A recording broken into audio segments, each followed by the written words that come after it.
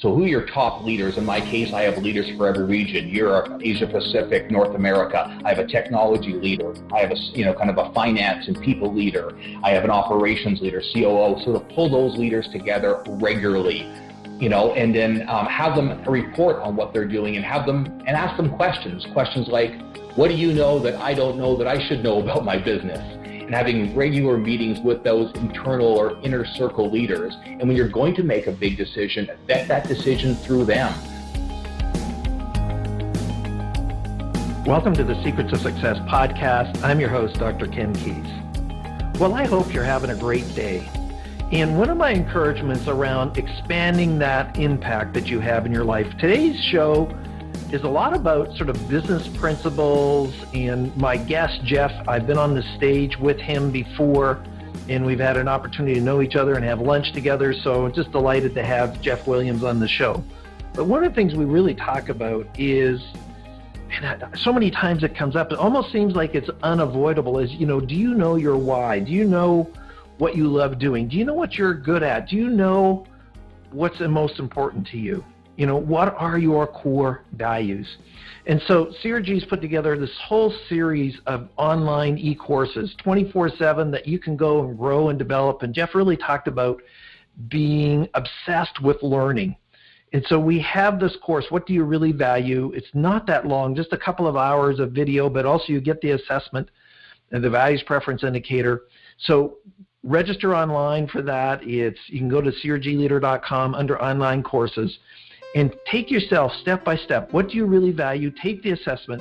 Determine, am I living those values? If I'm not, then what do I need to shift, adjust, and change so that you can have the opportunity to feel fulfilled at the optimum level? Life's not perfect. There's always going to be stuff. But how could I have the majority of what I'm doing, who I'm being, how I'm acting, just really reflect the core values that I have? As always, if you like what we're doing, please share it, pass it on, leave a positive message or a rating on whatever platform you're listening on. If you know of a guest that really would rock the show, just please pass that on to us as well. And also let us know about any other kind of insights that you have as a listener. We love to hear from you. So here is today's show with Jeff Williams from Absolute Results.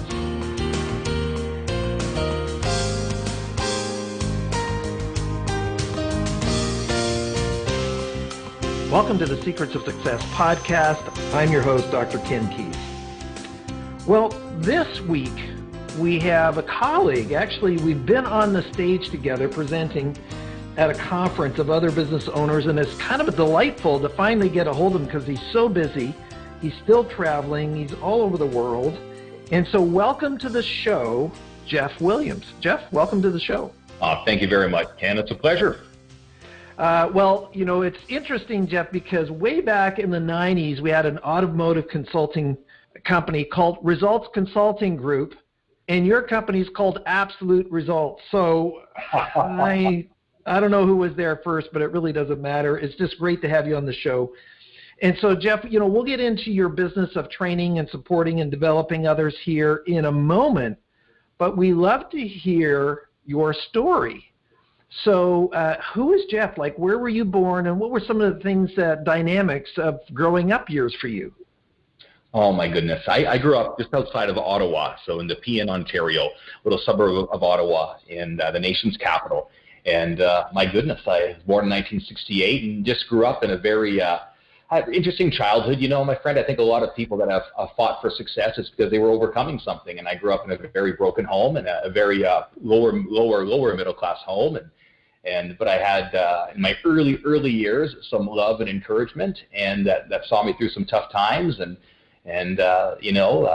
Certainly going through my teenage years, I would mow the lawn and shovel snow to make money to help buy groceries, and always wanted to be successful. So a bit of that drive kind of carried over eventually into business. So it's interesting, as you mentioned that I'm mowing the lawn to buy groceries. What's that like to be a kid, early teens with that kind of responsibility? It's serious. It's a little bit scary at times, but you just do what you have to do, and you just really learn to be resourceful. I think that's probably the best way to describe it. You just learn, you step up, you man up, you're in a single parent home, and somebody needs to do something about it, and so you just do whatever you can, and you get busy. For sure. And of course, those that grow up in those dynamics, sometimes you miss some of your quote unquote childhood, but you certainly move into the maturity category fairly quickly. So after high school, what direction did you go, Jeff?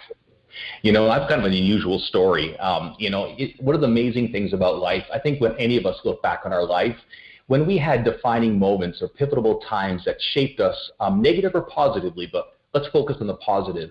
It's usually because there was somebody who believed in us, somebody who encouraged us. It might have been a chance meeting, it might have been a relationship, but when somebody speaks into your life, often there's an opportunity that comes out of that. So I remember being a teenager, and one person showed up in my life. I was going to a Catholic church, and the priest was a sharp, young, charismatic man who took an interest in me and inspired me. And I saw how effective he was and how he would rally the youth, and he was making a difference. So I thought maybe I'll be a priest like Father Joe. So believe it or not, 18 years old, I went into the monastery. And my goodness. Really? Yeah, I did, to be a Catholic priest, of all things. So I am sure glad that wasn't my career path. I spent 2 years, and after that I thought, this is not for me. And so I ended up in the restaurant business, and then after probably close to a decade in the restaurant business, the car business. And I've been in the car business now, about 27 years, with my own company for 25 years. But now I got to back up, Jeff, because you're a high energy guy, so I got to put the reins on the Clydesdale here. So, and I say that with a smirk and a smile on my face. How did the restaurant business coming out of a monastery? Well, I was working in the restaurant business before that, so I would, mow lawns and shovel snow and bus tables and wash dishes and the rest of that. So I was actually doing restaurant jobs before, during my high school years. So I'd been in the restaurant business before. So I just defaulted to that when, the career path wasn't going to be yeah, priest. Yeah, there you go, my friend. Yeah, well, that's okay, Jeff. We can talk off air about just the perception of that. So that's pretty cool. No, that's positive, not a negative. When you think about the restaurant business, were you in there as an employee? Did you own your own place, or what were you doing for that decade in that space? I was a server. I was a waiter. I was eventually a bartender. I was a restaurant manager at the end of it all. But I just really found I enjoyed people. I kind of came out of my shell. I could have fun, and I could just help people have a great experience, help people enjoy food. And to this day, I had a great love of creativity. There's a bit of a creativity in me that I didn't know I had. And so, when I got involved in giving people a great experience and talking to the chef about some unique menu items, it lit something inside me. Cool. Yeah. So then you transitioned out of that, and was that directly into the car business, or was there something in between there? It's really interesting because sometimes what happens, you get to these crossroads in life and you kind of go, okay, this isn't working, so what am I going to do? And I remember being the restaurant manager of a restaurant in Campbell River. And again, I was Mr. Creative, wanting to have fun, create these great experiences. And if you know Campbell River, it's a fishing and logging town. So, I'd be there working with the chef to create these special dishes, and people wanted meat well done and potatoes. So I remember the hotel manager actually calling me aside one day and said, Jeff, he said, this isn't for you. You're far too creative. You actually may not realize it, but you have a sales aptitude. He said, why don't you get out of the restaurant business and get into sales, and you'll make $1 million. Wow. Well, so he had enough fortitude not to really squelch you, but to sort of light a transition thought into your mind. He did. He said, what you're doing now is rearranging deck chairs on the Titanic. Get out of this industry, get into sales. And so, right around that time, I made a move down to Victoria. I was newly married, wanted to have kids, and or I think we may have been, I don't know if we were pregnant or not, but I just started working. I started answering ads, had a chance to do some car sales, had a chance to do a variety of things. And out of all of those experiences, ended up working for a training company and then starting my own training company. Now, you were doing some car sales, and then What was the training? I think I remember the training company you were with, and what was the name of that one? Yeah, it was called Automotivator, so it did training in the car business. Right. I remember that that was back in the 90s, early 2000s as well, wasn't it? It was. It would have been, I started Absolute Results in 96, so it would have been 94, my friend. Yeah, well, there we go. We were in the same space at the same time, but didn't know each other way back when in the 90s. Wow. It's not 6 degrees of separation. It's more like 2, I think, as you unfold. Now, what was it when you were selling cars, and then, of course, you got into the training? That's a big step for people to go from, okay, I'm going to sell some cars, all of a sudden to be selling training. So take us through how did you even learn about them, and how did that go from selling cars to teaching other people to do it? Well, I had a friend who had a used car lot in Victoria, Rob, and that's when I got my feet wet in the car sales business. And then I answered an ad, which turned out to be selling training over the phone. So a gentleman who had a training company who owned Automotivators back then, he had produced VHS cassettes on how to sell cars because he was trying to duplicate himself, right? And he needed someone to cold call dealers and sell these $1,600 set of VHS cassettes on how to sell cars that they could use in their store to train their people. And I thought, I think I can do that. And so I began cold calling, telemarketing, if you want to call it, and calling dealers over the phone, mailing them, demo VHS cassettes. And I immersed myself in the training business. And began to study every piece of literature about training and automotive I could literally get my hands on. Originally, just so I could sell, but then I began to realize, wow, there's so many similarities. There's so many things I can learn and grow on. And then, literally within 2 years of selling hundreds of sets of VHS cassettes to car dealers, he looked at me and said, "Jeff, you're pretty good on the phone." And I said, "Well, I guess I am. I'm pretty successful selling your videos." He said, "Well, could you create a telephone training course for these car dealers? Because all of my training is about, face-to-face sales in the dealership." Mm-hmm. And so within a few months, I created a telephone training course, and then I began to go on the road and literally train these skills to salespeople on his behalf, and then eventually on my own. Wow. So for those people that are listening, and I'm just reminding them, Jeff, about how old we are. There was no email back in 96. So people said, well, why is he cold calling? Why doesn't he just email them? And why don't you look? Well, websites were just starting to sort of emerge in the 90s. And I know our company had one back then, but there was nobody else looking. So isn't that amazing to think about there was no email back then, and that's why we had to do it that way? I know. We would phone, we would fax the demo agreements, we would mail demo VHS cassettes. Oh my goodness, huh? Oh yeah, just crazy. So you created this telephone technique or this telephone course. What were some of the things that were in that, Jeff, that really caused you to be successful on the phone, but also to teach others? Well, I think as we've found over the years, when you can build a framework. So originally I had 10 steps to an effective phone call, and there was literally a 10-step process I'd go through, and then there were some scripts or word tracks to follow. When you can create a game plan, and then a pathway to success. And again, it started off with 10 simple steps that we'd go through, and eventually I simplified it down to 5 simple steps. And now 25 years later, we teach the 3 selling skills.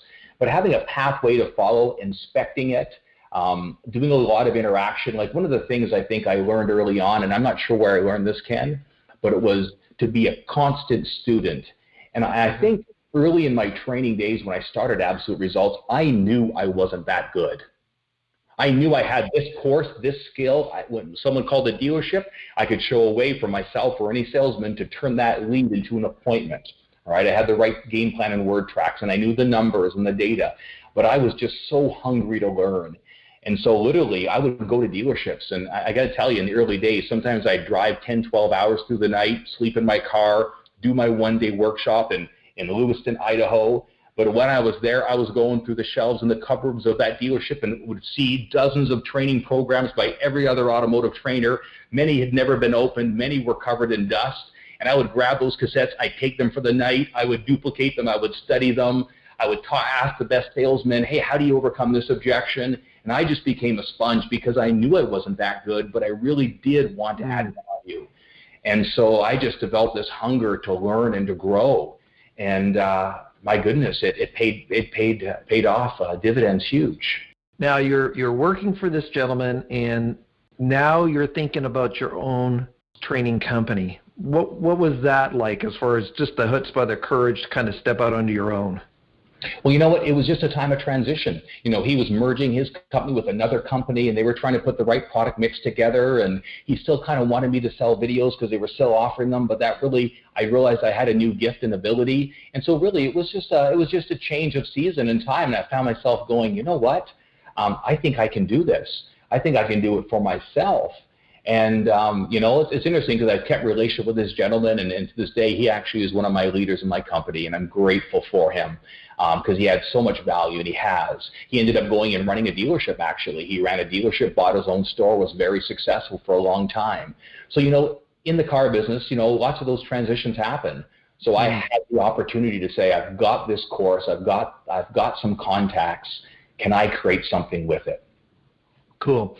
So you transition out, you start your own company. Take us through sort of that first few years of that business and some of the things you went through that, for a podcast, we're here to really to serve the listeners about ideas, journey, story that really encourages them. What would be some things you can leave with the listeners today that would be helpful as part of that transition into your own company? Sure. I think if I think of 2 or 3 things that I look back on and I'm really grateful for, one of them is and it came out of necessity, I had to make it happen. Had a newborn baby at the time. I just had to pay rent, and I didn't have an office. I joke about borrowing my friend's garage as my first office, which I did. But I just had to make it happen. It was do whatever it takes. If I had to drive to Lewiston, Idaho to get one training gig to pay the rent, that's what I did. So I think part of it was just a willingness to do whatever it takes to be successful. That'd be one of it. The second is that hunger to learn. And here's what's interesting. I would hear of dealers that were very successful, and I would cold call them, and I'd say, hey, can I come and train my course for you? Like, I'll never forget, and I don't know where I really got the courage for this, Ken, except it was the hunger to learn. I remember hearing about this dealership that was #1 in the world in Arizona. #1, 800 cars a month, like beyond. And I called that general manager 13 times. He didn't once return my calls. But then I was going to Arizona for another client. I knocked on his door, and he eventually said, come and train my salespeople and my managers. And so here I am 3 years into my company, but I'm delivering this course I knew I can do really well. But I managed to get in with one of the largest stores, and he takes me for lunch, and I just start picking his brain, and he just opens up and shares. Successful people love to share. Right? Especially if they don't determine that you can be a threat in any way. And in those times where I cold called or built relationships with dealers and came with my little 1 or 2 courses that I had at the time. But when I would ask questions, they were so eager to share ideas and principles. And literally, I look back at that day in Arizona with Earnhardt Ford, the things that Larry shared with me over lunch, they were defining moments in my career. And they just came out of me just working hard, seeking people who were the best, trying to add some value and saying, hey, can I pick your brain? It's interesting, Jeff. I'm just here smirking and smiling in just an amazing positive way about calling the #1 dealer and then just saying, I'm going to be persistent until. Because I want to be there. I want to have that connection. This person, this team, this organization, this leader knows something that other people don't know or is doing something that other people aren't doing, and I'm going to be in that space. So so when you think about that, you said, I'm not sure where I got it, but you obviously got this idea of even doing this. Where do you think that came from? I think, honestly, I was just so hungry to learn. Like I said before, I knew I wasn't that good, but I knew I just wanted to add more value. And they obviously were doing something others weren't doing. And even if he kicked me out of his dealership, if I at least got to walk around the showroom and just see how they were set up and organized, maybe I'd pick something up and learn. And I just had that deep desire. If I'm going to do it, I want to do it. If I'm going to talk to a dealer, the more I can know and learn, the more value I can add. And Ken, I think that ties to another really interesting principle. One of the things I discovered early on in my training was I would go and do this workshop and teach these principles, but I'd go back the next month sometimes, and the salesmen weren't doing a lot of it. It wasn't sticking, all right? Salespeople. And in a couple hours in a boardroom, you can role play, give them some good material, but how do you make it stick? And so I remember about 3 years in going, this isn't sticking. And then I had the idea, well, what if we took the training and cut it in half? All right, spent 4 hours teaching the techniques, but then spent 4 hours making phone calls together and actually getting on the phone and calling customers, because when they use it, they're more likely to to keep the skills and benefit from the skills, make appointments while I'm there with them. Maybe they'll keep the activity up. So in those first 3 years, I began to go, what are ways that I can make my training stick? And then about a year later, I had this idea, well, I'm training skills. We called it the boardroom. We're making calls, which I called the boiler room. But we're calling customers. What if we had a really unique offer for the customer? So what if we actually would run a sale?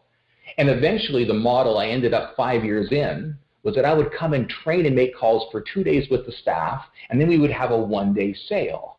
And we would sell in 1 day what the dealer normally sells in a week, because every salesman would have 10 appointments calling previous customers. And so it became a training event, but the event was proof that the training worked, and it actually helped them sell cars today.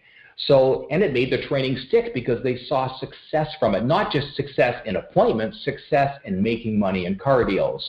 I would jokingly call it putting the candy on the vitamin, Every dealer knows they need to train, but is hesitant to spend money on training, but they'll spend money to sell cars. So I created this show how training.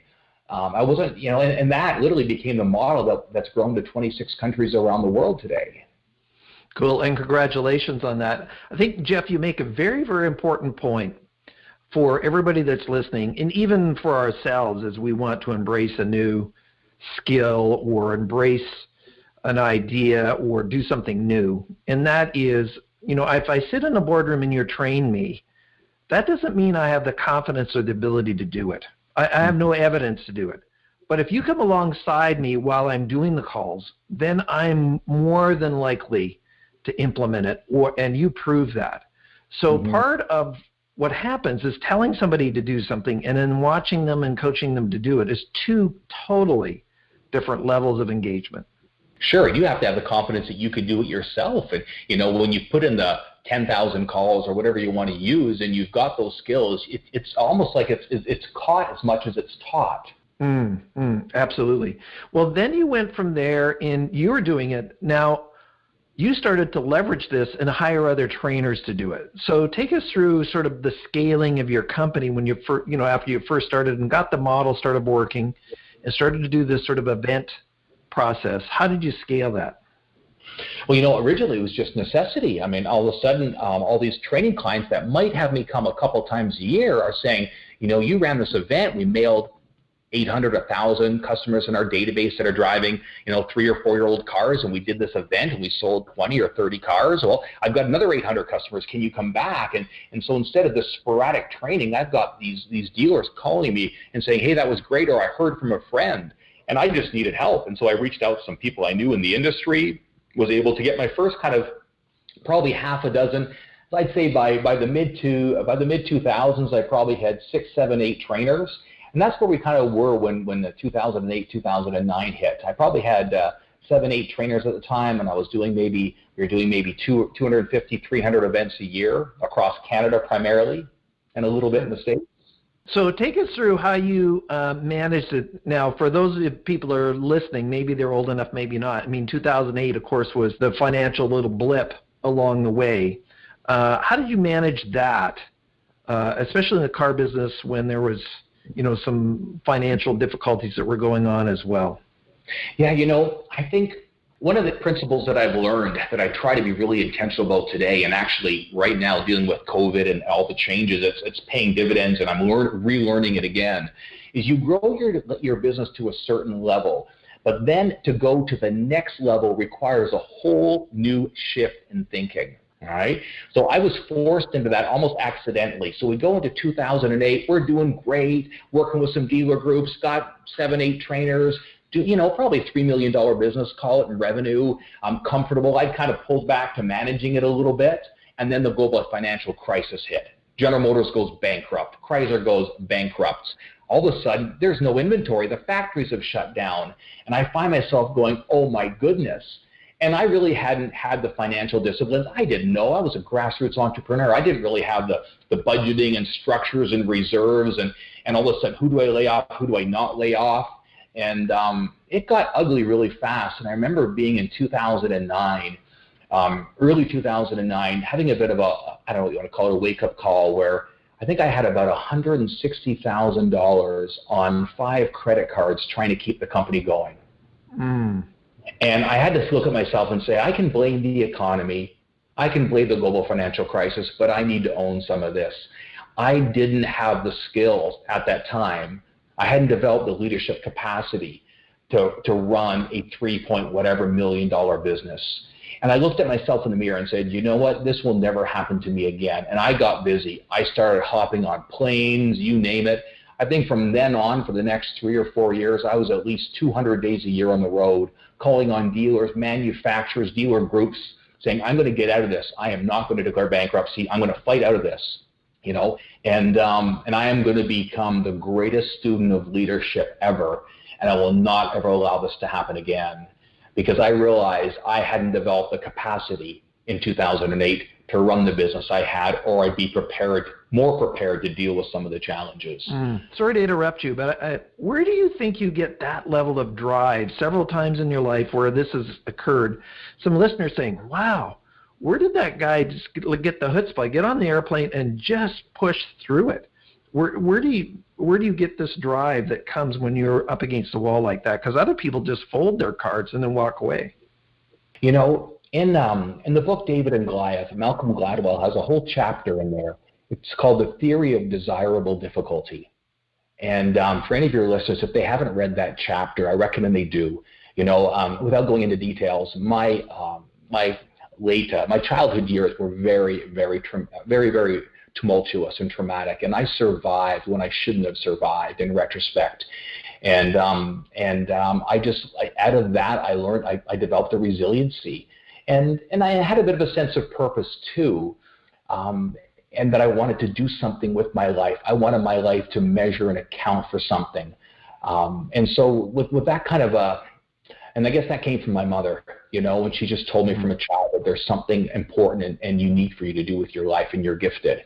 And I remember hearing that and then going through just complete chaos, that it's a miracle I survived. And coming through that, and I'm going to win. I'm going to find a way to do something with my life. And I had also, maybe that was why I ended up in the monastery, but I wanted to help other people. I had this passion to help other people in whatever way it was, you know. And it's weird that I end up in the car business, but, you know, in some ways, the car business is a business of second chances. And you know, when I travel the world and talk to people in the business, I say, was it your dream to end up in the car business as a child, as a teenager? And 90% of the time, they laugh and go, no, it wasn't. And so I say, so you got kicked out, whatever it was. You had a dream and a goal. It didn't happen for you, and you ended up in the car business as a second chance. But you know what? For many, it's become their best chance. And can I help it become their best chance? So I'm kind of going in circles, Ken. Forgive me. I know you've got listeners that are trying to listen and make sense of all this, but you know, it was a combination of what I went through in my childhood that I survived through, a desire to do something with my life, a sense of purpose, and that I found a way I could do it. I found a business where I could be involved, and if I was willing to work hard and study and learn, I could win. I didn't need a PhD, an MBA. I didn't need any of that, but I could create success. And there was an open playing field for those that would work and those that were smart.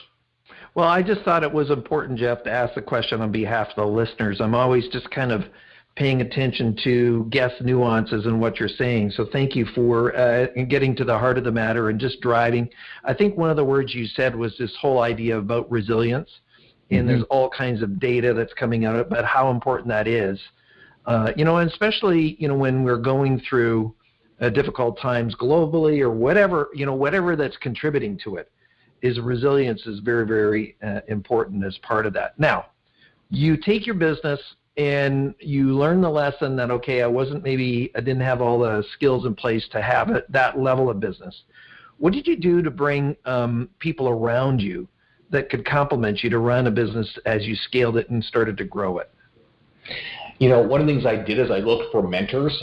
You know, there was a gentleman who was running 3 or 4 large dealerships, and I would meet with him late at night and pick his brain and run ideas by him. And eventually he came on to, when he retired from running dealerships, to come and work for me, and he does to this day. So I began to kind of build a network of people in the industry that I could just run ideas by.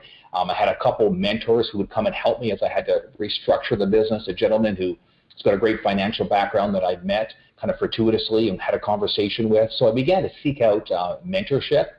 And then I think, as you know, Ken, back in 2013, as the business was really kind of skyrocketing and starting to become global, I had a chance to meet Dr. John Maxwell, and it was kind of fortuitous, but I think when you really work hard, you have that deep hunger, doors will open. And then the question is, are you willing to go down those doors and walk through those doors or break down those doors or not, Well, I was coming there. I actually have John's name down on my list here because we weren't going to miss that because I had the inside track on that. So, for not everybody that's listening knows who John Maxwell is, but one of the, foremost authorities or thought leaders around leadership on the planet, and you had him personally mentoring you. What I'm curious about, what you're willing to share that's not like completely private or confidential, is what were the insights you gained from that time of being coached by John that would impact the audience and for them to think about or to consider or to ponder about? Sure. One of my favorite little simple lessons, and that's where John is so gifted. He uses the expression, can you put the cookies on the lower shelf? So put the principles where everybody can get them. And one of the talks I heard early on before I even met John, he would talk about, how do you know your purpose in life? And he said, well, there's three things you have to answer to know your purpose in life. First of all, what do you love? Because if you don't love something, you'll never become excellent at it. Number two, what are you good at? You might love something, but if you're not gifted in that area, forget it. And then three, what are your opportunities? And so he would talk about those things. And it's funny, as I got to know him and look back in my life, I realized, where do most people screw it up or miss it? All right? Most people know what they love. That's not hard to figure out. And with a little bit of help from people around you, you can figure out what you're good at. But I think most people are looking for perfect opportunities. And success comes when you embrace imperfect opportunities, right? When you see, hey, there's something that I think I can make better. Here's a missing piece that I can add value to. Here's something I can do. And you just dig in, even though it's not perfect. I mean, I think of so many opportunities with absolute results to go into another country, to expand the business, and to build another division of the business. And never was it perfect. It always took longer and cost more. But if I saw something that I really believed was a unique way that I could add value, I pursued it. It didn't always work, but usually it does. So, don't be looking for perfect opportunities, right? But look for opportunities, right? And don't be afraid to walk through those doors.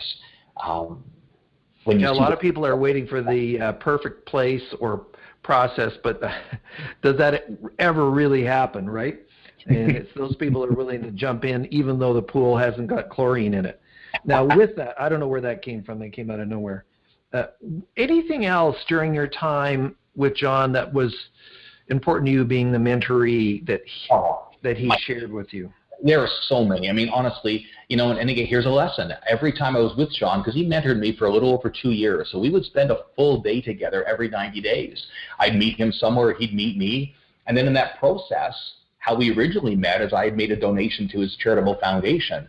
And then ultimately I ended up investing substantially in his charitable foundation and helping start a new one with him. So we got to spend time when we were directly working on my mentorship, which was the day I spent every quarter with him for a little over 2 years. But then I would join him on some of his international travels, on some of the charitable projects. So I got to spend a lot of time, but I have so many notes of lessons I've learned. But I mean, he is all about leadership. And when I began to understand the value of leadership, John says, everything rises and falls on leadership.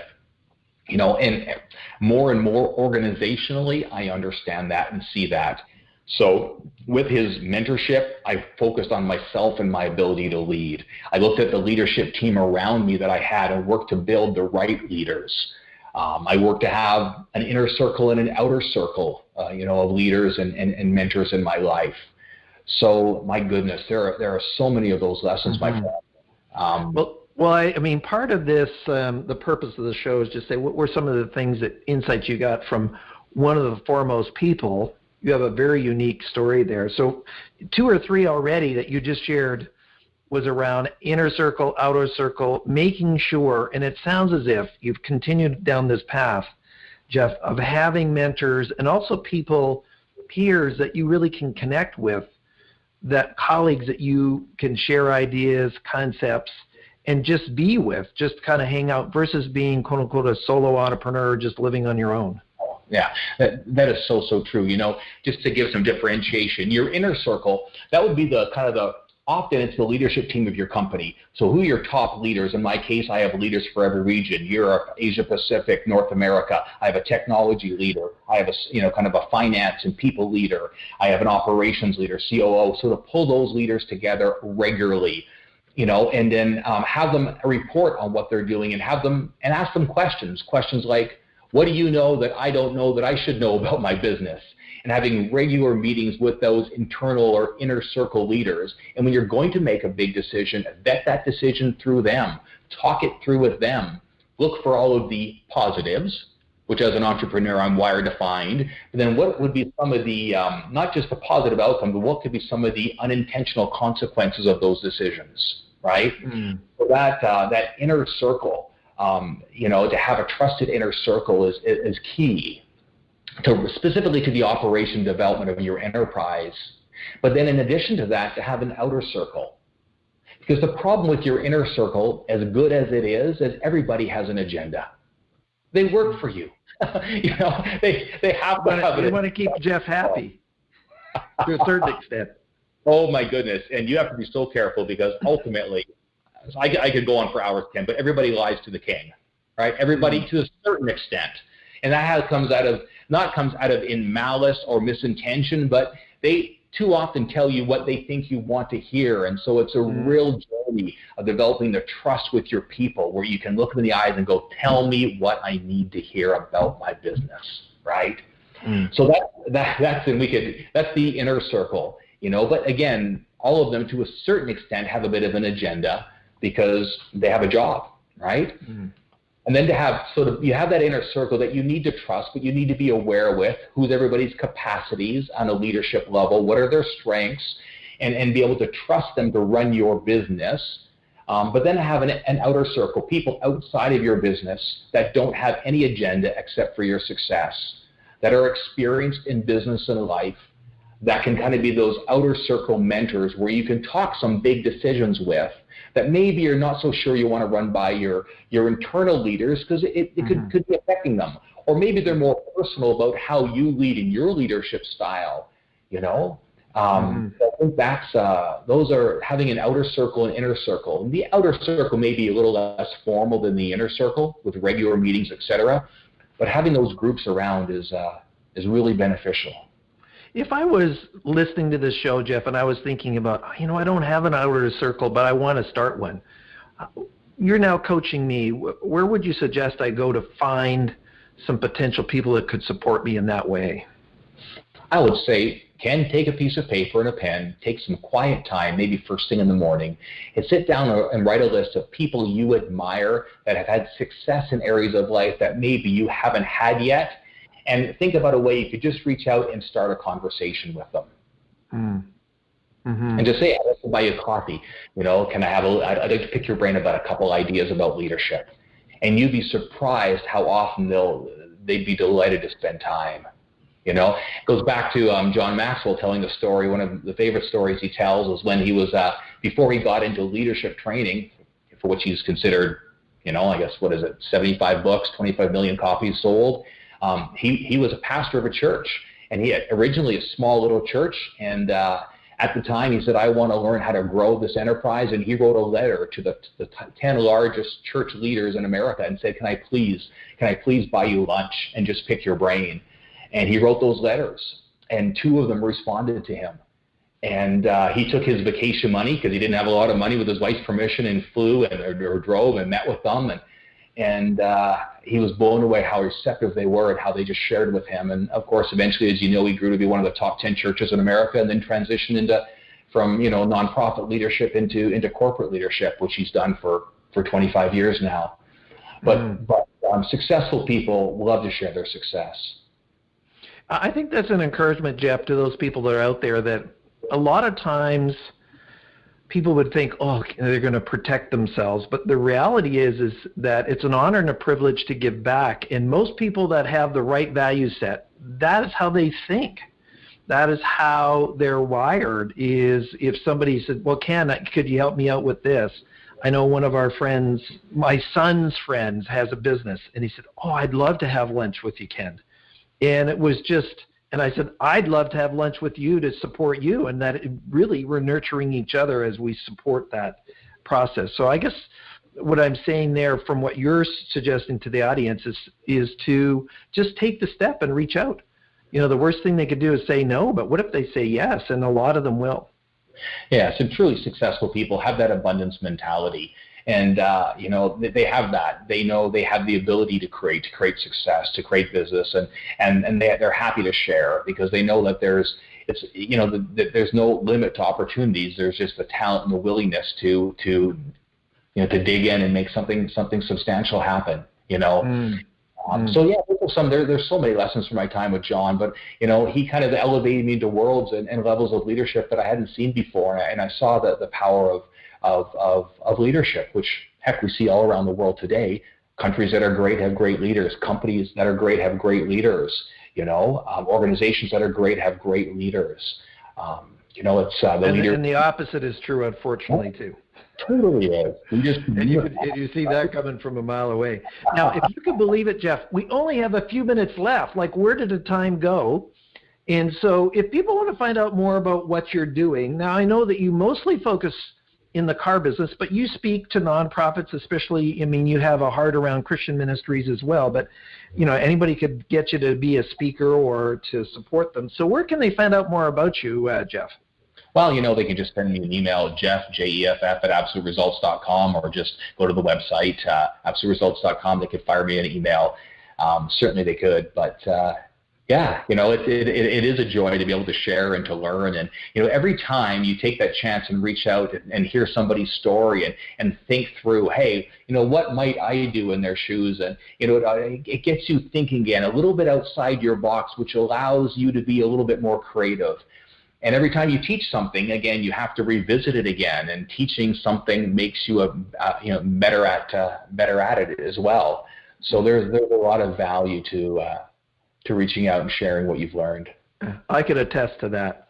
Now, Jeff, with that, I always like to ask the guests, you know, you have only a couple of things you can share with the audience that's new and fresh that we haven't shared up to this point. What would you like to leave the audience to think about or to consider beyond what you've covered so far as points of wisdom, thoughts, items around their success in life that would you'd like to leave with them today?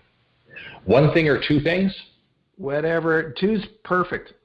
Okay, perfect. So something I've really learned in this last season with COVID around my company, one of my friends and mentors shared this concept with me, and hey, there's a book there, but you got to live it and work it out for there to really be a book there. But the concept is that the company is a person. All right, so when I start a company and I incorporate a business, it is a legal entity. It's a legal person, right? So I've birthed a person. So I own Absolute Results, but I'm also the CEO and president. So every day, rather than go, it's my company, I go, no. Absolute Results is a person. I have to serve the company. So what does Absolute Results, the person, need from Jeff Williams as the president and CEO? And I need to be accountable to that person, the company. You begin to look at your company as a person and say, okay, what are my responsibilities to it versus what am I entitled to get from it? And I think especially when a company is growing and smaller, that can be a bit of a pivotal experience. Do you see the company as your right and all these benefits you get because you've got this cool concept and idea that's making money at least for a season? Or do you go, okay, now how do I steward this? Because that company is a person and needs something not just from me, but every employee. So when you have to make a change like COVID and go, oh my goodness, the business is changing. I need people maybe with some different skills. And I look at the different people in the organization. I say, who has the skills to best serve the company? And of course, those that maybe don't have as many skills, how do I honor them, right? But then how do I pivot and shift based on what the company needs? Mm-hmm. So that's been a real lesson I've learned, probably more in the last year than ever. No, the second thing I kind of share is in the season of COVID, what I've really learned is to be really intentional about the why of the business. All right, so a few years ago when I was looking at the company, it was growing, it was successful, I said, what do I want the company to represent? And I began to say, what problems am I solving? What is the bigger why, specifically in my business, in the auto business?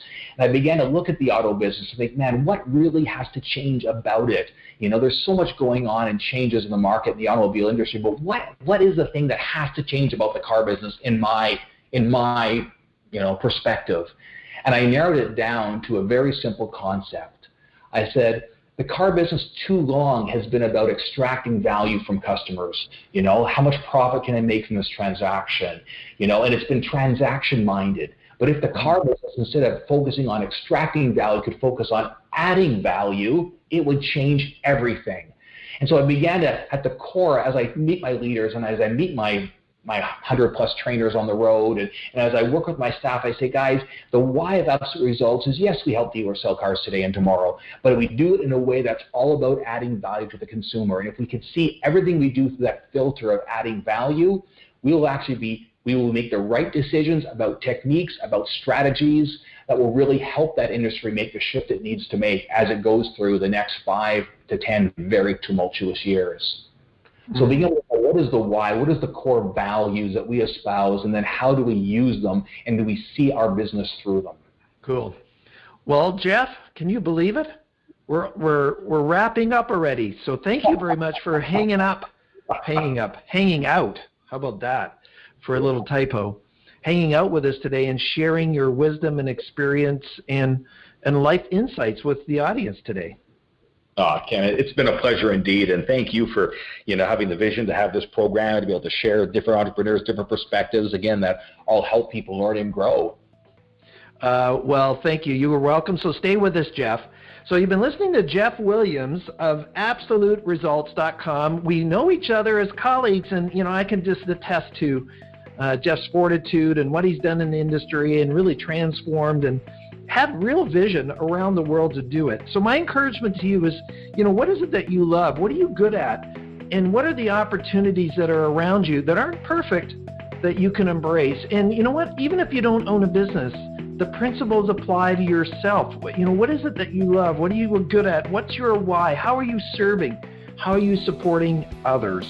So think about that. And thank you as always for spending your most valuable commodity with us, and that's your time. If you like what we're doing, please share it, pass it on, leave a positive message or rating on whatever platform you're listening on. Thank you for listening to Secrets of Success. I'm your host, Dr. Ken Keis.